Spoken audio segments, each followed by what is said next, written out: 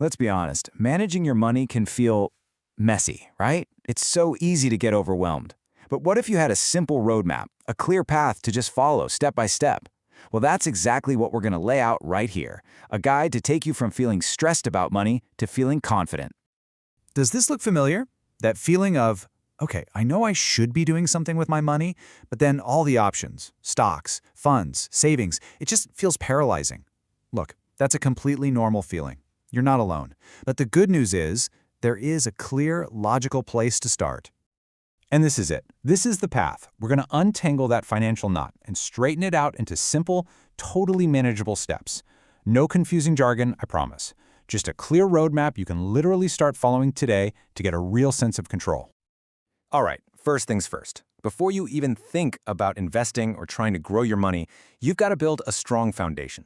Seriously, think of it like building a house. You wouldn't put up the walls on shaky ground, would you?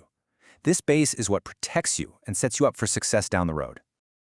Building this foundation really just comes down to two simple things. First, you've got to know where your money is actually going. Use an app, a spreadsheet, whatever. Just track it. And hey, this isn't about feeling guilty about your spending. It's about seeing if you can free up about 20% of your income to save. Then, with that savings, you do step 2. You build your safety net. This is your emergency fund, your cushion for when life throws you a curveball. So what does that look like in real numbers? Let's make it concrete. If your essential monthly expenses are, say, 30,000 rupees, your goal is to save up around 1.5 lakhs. And this money, it just sits in an easy-to-access savings account. It's not for investing, it's not for a vacation, it's your insurance against chaos. Okay, once that foundation is solid, your next mission is to tackle the single biggest obstacle to your financial growth: high-interest debt. We're talking credit card debt mostly. Think of it as a massive anchor just dragging your finances down. And here's why that's so crucial. Paying off a credit card that's charging you 25% interest is like getting a guaranteed, tax-free 25% return on your money. No investment on earth can safely promise you that. Trying to invest while you're carrying that kind of debt, it's like trying to fill a bucket that's got a giant hole in the bottom. You just can't win. Just look at the math for a second. That credit card debt could be costing you 25% a year. Meanwhile, a pretty good long-term average return from the stock market might be, 12%? You see the gap, right?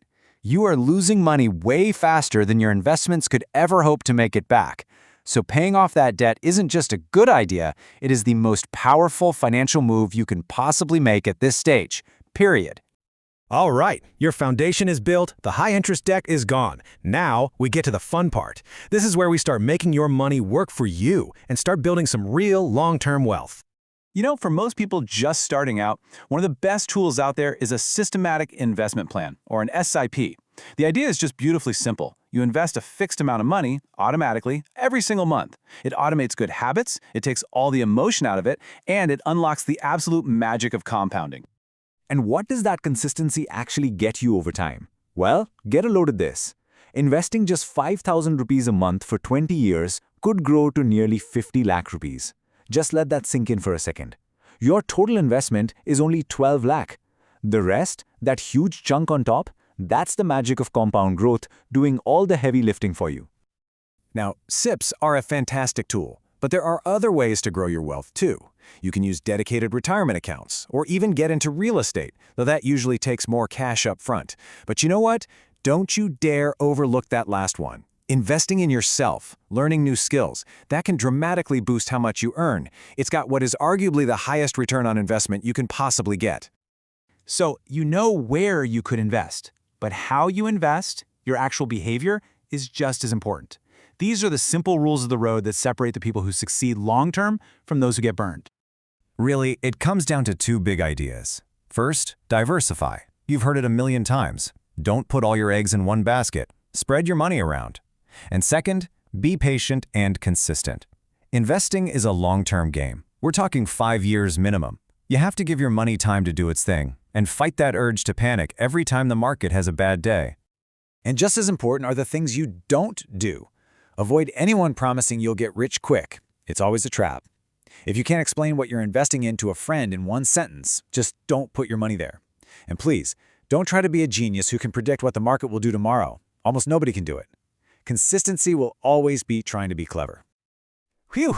We have covered a lot of ground. So let's pull all of this together into one simple, actionable plan.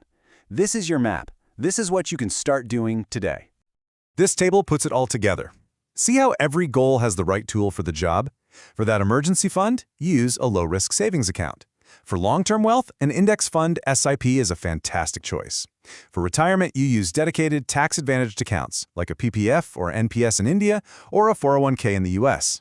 And to boost your income, focus on developing a skill you can freelance. It's a clear map. For each goal, there's a specific tool. So, it all comes down to this. Procrastination is the single biggest enemy of your financial progress. You have the roadmap now, you know the steps, the only thing left is to actually take the first one. So what's it going to be? Are you going to start tracking your expenses tonight, or maybe open that savings account for your emergency fund? The choice is yours, and really, the best time to make it is right now.